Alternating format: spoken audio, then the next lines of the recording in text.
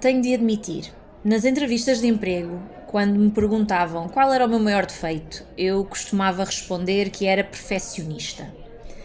Sim, era uma resposta completamente planeada, mas era também uma resposta honesta, um pouco honesta demais, talvez. O perfeccionismo é aquele defeito que muitos recrutadores adoram, porque dá a entender que somos o tipo de pessoa sem amor próprio que vai dar 200% pela empresa, isto tudo porque somos exigentes connosco próprios e um pouco desesperados, sinceramente.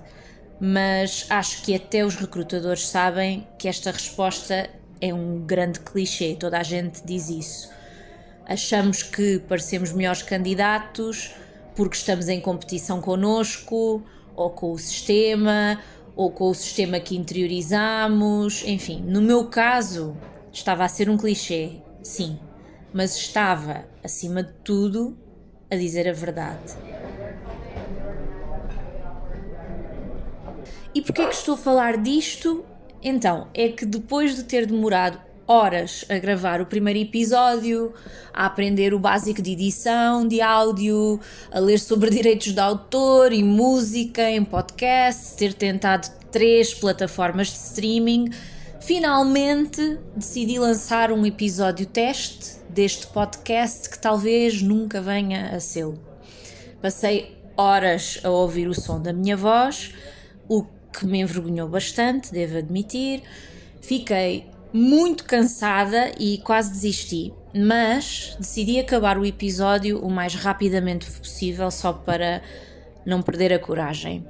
Fiz uma coisa que não costumo fazer, que é mostrar a algumas pessoas algo meu que eu acho que ainda é amador e que está cheio de imperfeições. Quando eu era adolescente, eu tinha o hábito de escrever coisas, desenhar coisas, gravar coisas e depois deitar tudo fora. Muito poucos textos, ou poemas, ou desenhos escapavam a esta exigência, que no fundo era medo.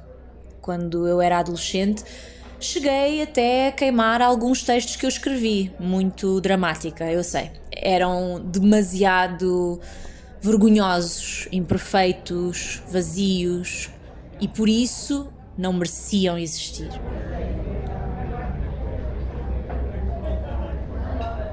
O perfeccionismo continua a ser um dos meus maiores defeitos, porque sempre me trouxe benefícios, sobretudo aos olhos dos outros.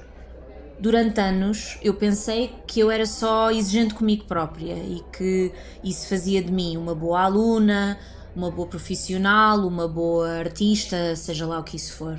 Mas o perfeccionismo é na verdade muito paralisante porque é um misto de autocrítica com ansiedade e parecia trazer-me bons resultados porque a angústia raramente era visível de fora. E mesmo quando era, pouco importava, sobretudo num contexto de trabalho.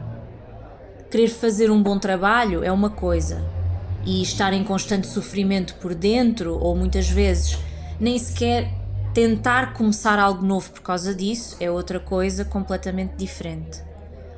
Além disso, vivemos numa época obcecada com a produtividade, em que a procura de realização pessoal, profissional, artística, ou seja lá o que isso for, acaba por isolar as pessoas e as deixar doentes. Se o perfeccionismo é o mínimo, se isso muitas vezes impede sequer de começar ou faz sofrer a cada etapa do processo, quem é que está mesmo a ser beneficiado? Sempre foi difícil, pelo menos para mim, perceber onde está o limite. Quando é que a exigência passa a ser um entrave? Para alguns psicólogos, o perfeccionismo é um traço de personalidade neurótico que não tem nenhum aspecto positivo. Mas no fundo é um fenómeno complexo que pode envolver sofrimento ou não. Nos anos 90 publicaram-se vários estudos muito interessantes sobre tendências perfeccionistas. Um deles distingue 6 características no perfeccionismo: a exigência pessoal, a preocupação com erros, as dúvidas quanto a ações, a expectativa e crítica por parte dos pais e questões de organização. Já outro estudo, mais ou menos da mesma altura, distinguia 3 tipos de perfeccionismo: o perfeccionismo autodirecionado, o perfeccionismo direcionado aos outros e o perfeccionismo das expectativas sociais. Ou seja, uns sentem a partir de dentro que eles próprios têm de ser perfeitos, outros decidem que quem está à sua volta tem de ser perfeito, e há ainda quem sinta uma pressão de fora, uma pressão social, para ser perfeito.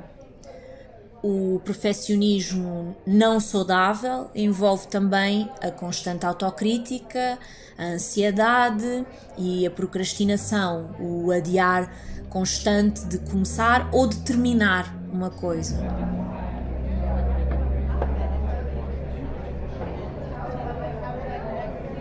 Quando li esta última parte do estudo, sobre o perfeccionismo levar uma pessoa a fazer e refazer e sentir que nunca nada está acabado, lembrei-me da Margarita e o Mestre, do Mikhail Bulgakov.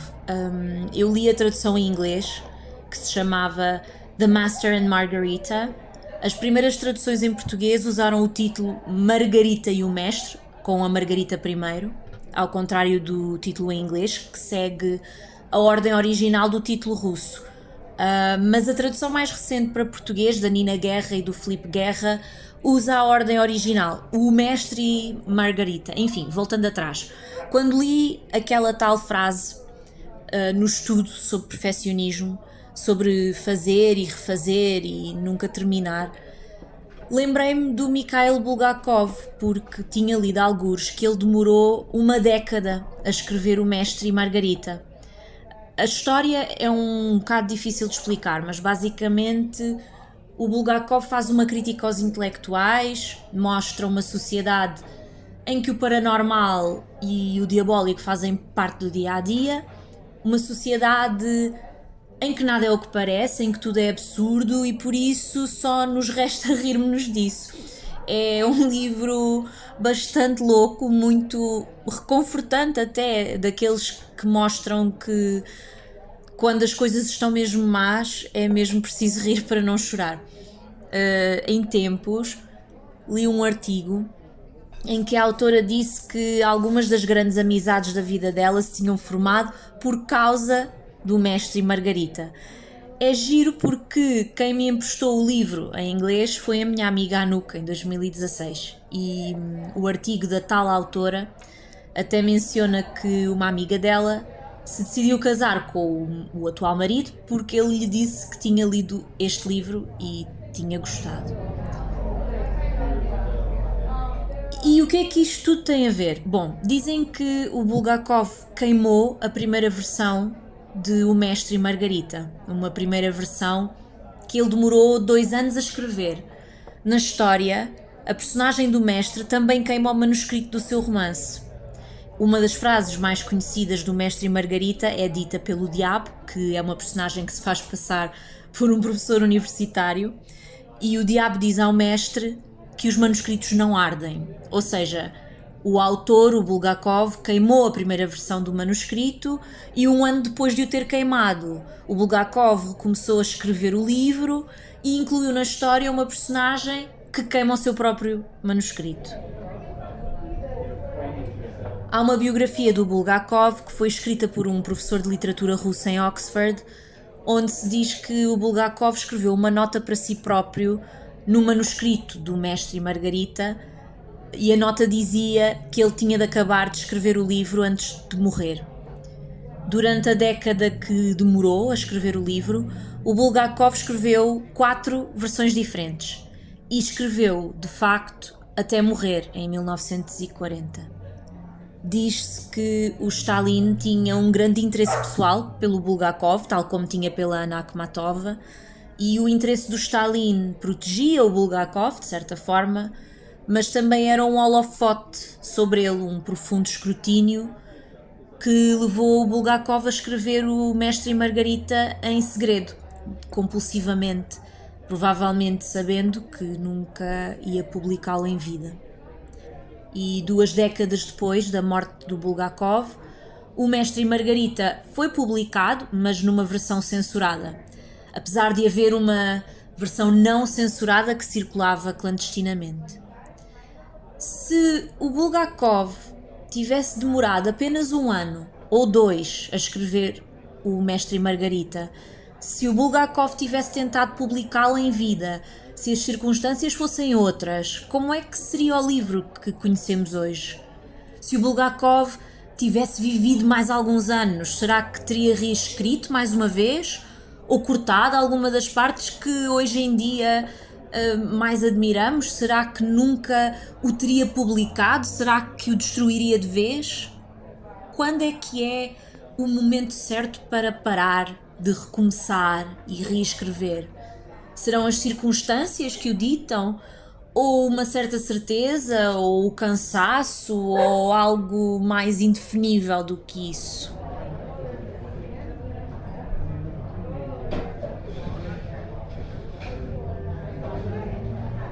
Pensar em manuscritos queimados também me lembrou o Robert Louis Stevenson. Alguns dizem que ele demorou 3 dias a escrever o primeiro rascunho do estranho caso de Dr. Jekyll and Mr. Hyde. A história foi inspirada por um pesadelo que ele teve quando estava doente com febre, mas há outros que dizem que o Stevenson não demorou 3 dias a escrever, que foram algumas semanas. Há também quem diga que o Stevenson queimou a primeira versão do manuscrito porque achou que era a melhor maneira de se forçar a começar do zero, sem a possibilidade de voltar atrás. Há outros que dizem que foi a mulher do Stevenson que insistiu que ele queimasse o manuscrito e o reescrevesse, porque tinha detestado a primeira versão do livro.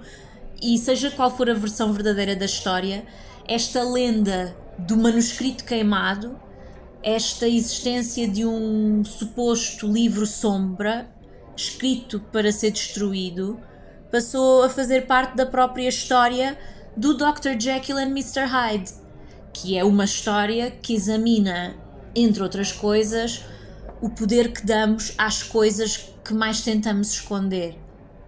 E todos nós, a certo ponto das nossas vidas, temos existências duplas ou triplas ou sei lá, e isso é particularmente verdade para quem tem uma vida criativa, quer por motivos artísticos, pessoais ou políticos.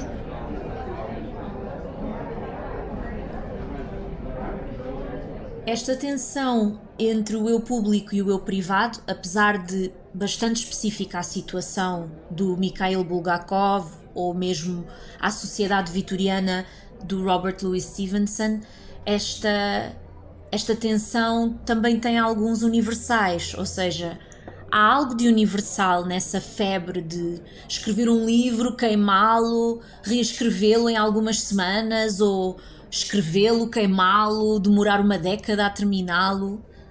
Se reduzirmos o processo criativo do Bulgakov e do Stevenson a uma questão de perfeccionismo, então parece que o sofrimento, ao fim e ao cabo, acaba por valer a pena. Mas talvez pensar no perfeccionismo desta forma que normalizamos, de uma forma patológica, pensada no ângulo da produtividade, enfim, pensar no perfeccionismo desta maneira, talvez seja reduzi-lo.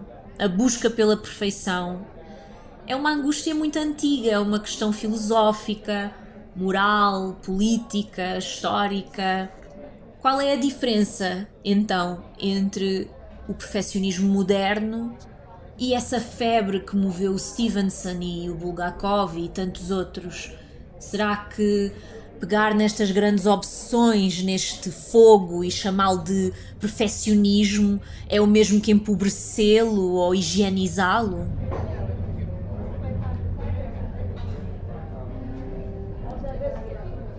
Há uns tempos li um livro muito interessante sobre este tema da perfeição e do perfeccionismo, que é uma compilação de textos do poeta espanhol Juan Ramón Jiménez.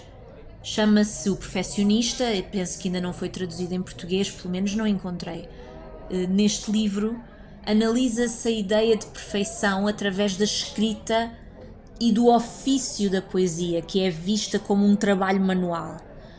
É um livro que pode ser interessante não só para quem gosta do Jiménez, ou para quem gosta de poesia ou de escrever, mas para qualquer pessoa que se angustia com o trabalho e que fica frustrado com aquilo que faz. O Jiménez foi Prémio Nobel da Literatura e foi mentor de outros grandes poetas espanhóis, incluindo Federico García Lorca. O Jiménez tinha uma ideia de perfeição que ia muito para além de parâmetros como qualidade ou exigência. Para o Jiménez, a perfeição era a própria poética, o elaborar do poema, o processo de escrita. Para ele, a perfeição não era um ideal distante ou a ausência de defeitos. Para o Jiménez, a perfeição era um fervor diário, era a constante tentativa que inspira e que persegue. Para ele, a escrita era um ofício, era um trabalho manual que exigia obsessão, disciplina e também técnica. A perfeição do trabalho poético, para ele, era igual à de qualquer outro ofício, porque também tinha uma dimensão social. O bom trabalho, como a boa poesia, é contagioso, tem o potencial de transformar o indivíduo e a sociedade. O Jiménez raramente ficava satisfeito com o que tinha publicado e estava constantemente a escrever e a reescrever. A perfeição existia para ele, mas existia nas palavras em movimento, em transformação, não no texto que se fechava sobre si mesmo e se continha a si próprio. A conclusão parece ser que o perfeccionismo pouco saudável, mal adaptado, é limitador porque faz com que exploremos menos, não dá espaço para surpresas ou para desvios. Quando somos perfeccionistas, ficamos com a falsa ideia de que precisamos saber exatamente o que queremos fazer, como vamos fazê-lo e ter um controle total sobre o resultado. Isto é verdade para quem escreve, ou para quem ensina, ou para quem cria filhos, ou para quem faz um plano de treinos no ginásio. O Jiménez, por exemplo, não ficava horas e horas a escrever um poema porque queria entender o seu significado ou aperfeiçoar a sua forma até sufocar o poema. Quando ele escrevia algo que não entendia ou não sabia muito bem onde o ia levar, o Jiménez não insistia, tentava ficar satisfeito com o pouco que entendia, porque sabia que a surpresa também fazia parte do entender do poema.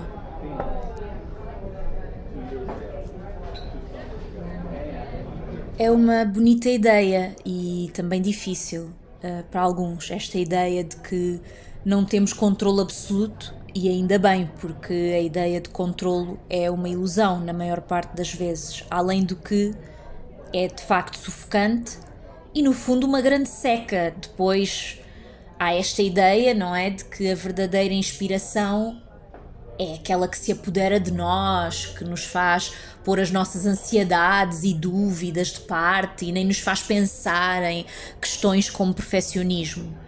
E esta é uma ideia que, em parte, devemos à Grécia Antiga, que é de onde vem esta noção de que a inspiração é um abandono, como se permitíssemos que uma entidade se apoderasse do nosso corpo. Que é como quem diz, a inspiração parece algo que nos é externo e que depois nos foge e que depois nos abandona.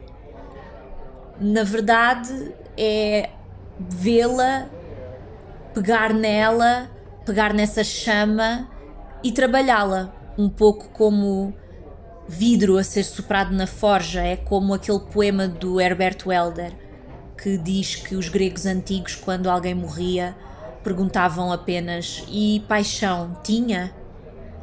Isso aplica-se à escrita, ao amor, ao trabalho ou à vida, que no fundo é tudo a mesma coisa.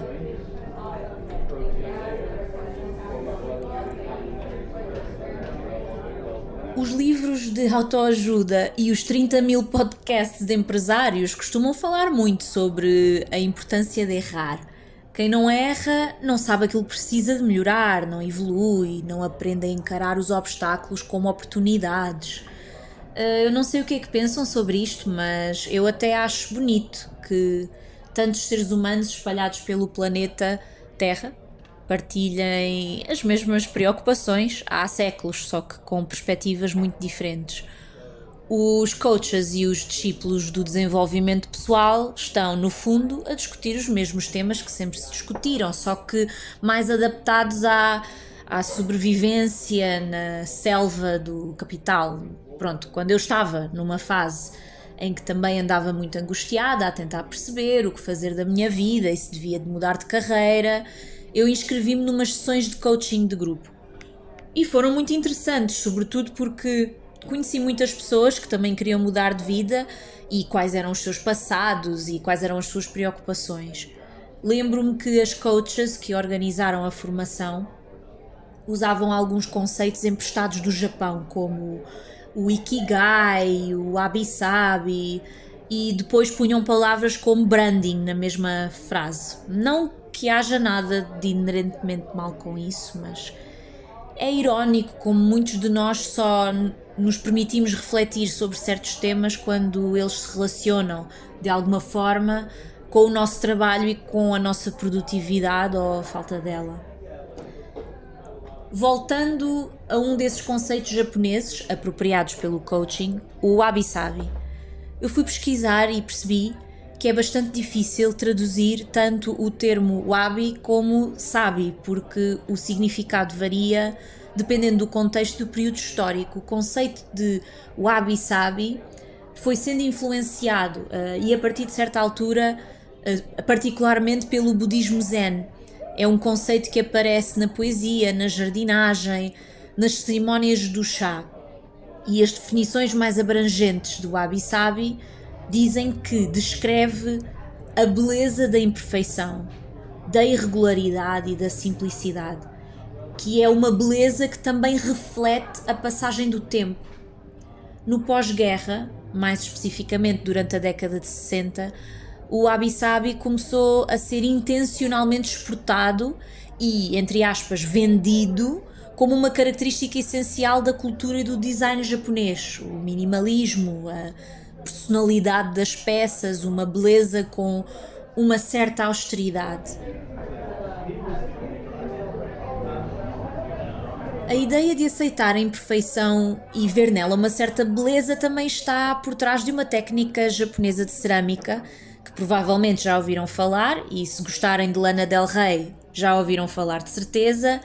Chama-se kintsugi. É a arte de reparar peças partidas. A ideia não é ocultar as rachaduras e fazer parecer que a peça nunca se partiu. O propósito do kintsugi é realçar o que está partido, preencher as rachaduras com resina e um pó dourado. Há uma reflexão filosófica nesta arte de reparação sobre como as marcas do tempo e do uso dão significado e beleza às peças. A beleza do erro e da imperfeição também está no artesanato de outras culturas. Por exemplo, na tecelagem de algumas culturas nativo-americanas, acrescentam-se erros às mantas ou às peças de roupa por se achar que as imperfeições tornam cada peça mais única e mais humana. Não é coincidência que a tecelagem nativo-americana também seja uma prática espiritual e de partilha comunitária. Enquanto se faz uma manta, por exemplo, ensinam-se técnicas, contam-se histórias, transmitem-se valores de geração em geração. Lembra um bocado aquilo que o Jiménez dizia, que o bom trabalho feito com as mãos, seja um poema ou uma caneca ou uma manta, pode transformar o indivíduo, um a um, até, quem sabe, um dia transformar a sociedade.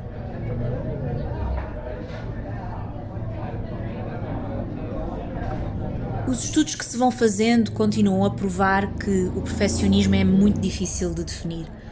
Isto porque se revela de formas muito diferentes em diferentes pessoas. Pode ser inofensivo, benigno, adaptativo, mas noutros casos pode ser pouco saudável e disfuncional. Talvez o verdadeiro problema não seja o perfeccionismo em si, mas se existe ou não sofrimento por causa dele. Diria ainda que, mesmo havendo sofrimento, qual é a qualidade desse sofrimento? É um sofrer que paralisa ou é uma febre, uma chama interna? É um sofrimento que vem de fora, que vem das expectativas de uma sociedade cansada, competitiva e doente, que não tolera o erro, a lentidão, o passar do tempo? Encarar o erro como belo ou humano faz com que deixemos de olhar para o resultado final daquilo que fazemos enquanto algo fechado, algo concluído. O erro chama a nossa atenção para o processo, para o caminho que fazemos. Corrigir o erro é um caminho.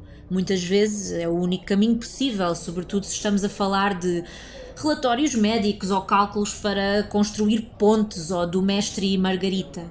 Mas existem outros caminhos possíveis para tantas outras coisas, como o caminho de considerar o erro uma inevitabilidade, um convite, uma prova de humanidade.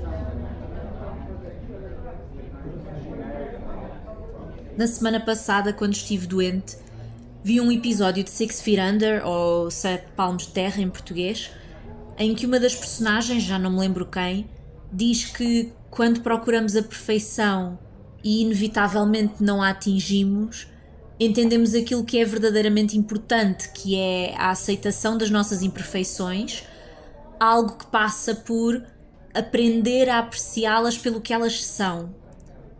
E se eu aprendi alguma coisa ao longo do processo de escrever estes 2 episódios deste podcast, que talvez não venha a sê-lo, é que se a minha única preocupação é com a falta de erros ou com as imperfeições daquilo que eu fiz, isso é sinal de que estou a prestar atenção à coisa errada. Espero que faça sentido. Não sei muito bem no que é que isto se está a tornar, na verdade, mas acho que não é preciso saber. Só ir fazendo, um fazer que pode e deve dar alegria e prazer.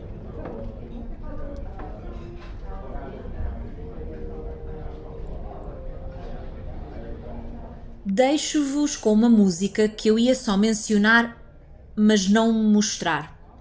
Então, eu tenho andado a ouvir muito uma música dos The Mamas and the Papas e tinha pensado acabar este episódio com ela, porque a letra dessa música fala sobre ser domingo e sobre andar a pé e sobre mudar de opinião sobre o amor. Tinha decidido acabar o episódio com essa música dos The Mamas and the Papas e aproveitar para dizer, tipo curiosidade, que o primeiro álbum dos Mutantes tem uma versão linda desta música, cantada em português. Só que depois fui pesquisar mais informações sobre a tal música dos The Mamas and the Papas, a original, e descobri algumas coisas bem perturbadoras sobre eles. Apesar de continuar a gostar muito da música, a verdade é que não consigo evitar pensar no que descobri, então decidi fazer ao contrário, mencionar a música dos The Mamas and the Papas e mostrar a versão dos Mutantes, que é mais sobre o tempo e pensar sobre pensar. Todos os artigos, livros e músicas que mencionei durante o episódio vão estar na descrição. Todos menos a descoberta perturbadora dos The Mamas and the Papas. Se quiserem ficar perturbados, estão por vossa conta, ok? E assim me despeço, sem grandes certezas e sem grandes angústias. Até à próxima.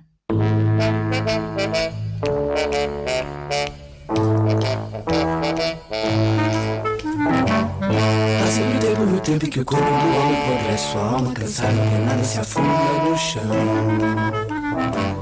E luxo do luxo, baixado capucho, chorando no nicho, capacho do lixo, caprichos não mais voltarão. Já ouvi o tempo que o tempo parou de passar, e o tal de Homo sapiens não soube disso aproveitar.